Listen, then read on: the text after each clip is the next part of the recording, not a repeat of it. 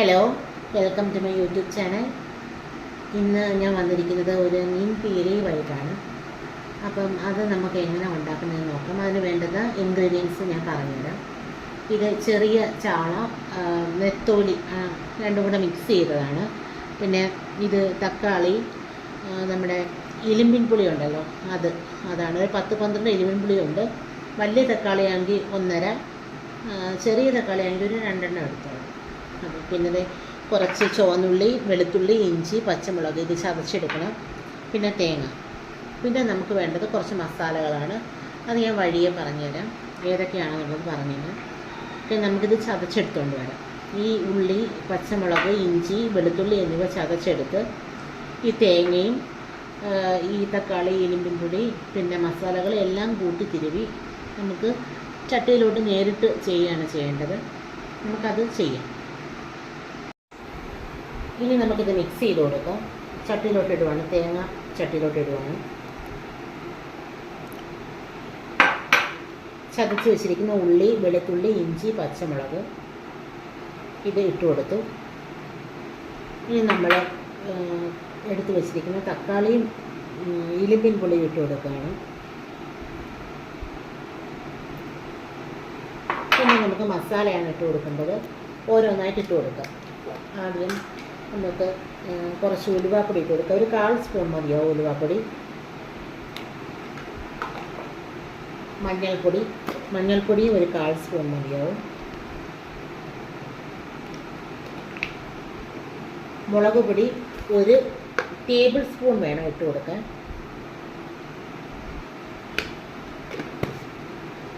മല്ലിപ്പൊടി ഒരു 1/2 table spoon ഇട്ട് കൊടുക്കാൻ മതിയാവും.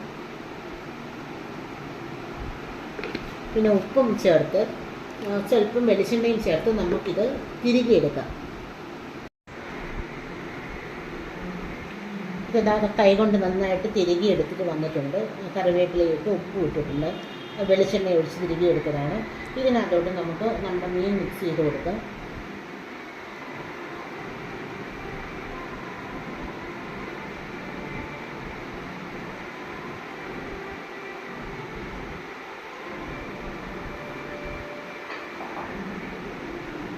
പതുക്കെ നമുക്കിതൊന്ന് എല്ലായിടവും മാറ്റി ഒന്ന് കൊടുക്കാം.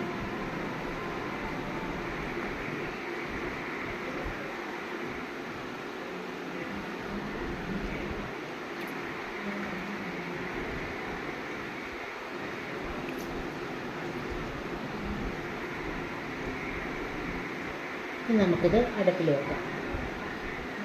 മൂടി അടുപ്പിൽ വെക്കണം. മൂടി അടുപ്പിൽ വെച്ച് ഒരു 10 മിനിറ്റ് ചെറു തീയിലിട്ടിരിക്കണം. ഇതാ ഞാൻ അടുപ്പിൽ വെച്ചിട്ടുണ്ട്. ഇത് നമുക്കൊരു 10 മിനിറ്റ് മൂടി വെച്ച് നമുക്കിത് വേവിക്കാം. ചെറു തീയിലിട്ട് വേണം വേവിക്കാൻ. ഇടയ്ക്കൊന്ന് ഇളക്കി കൊടുക്കണം, അല്ലെങ്കിൽ അടിക്ക് പിടിക്കും.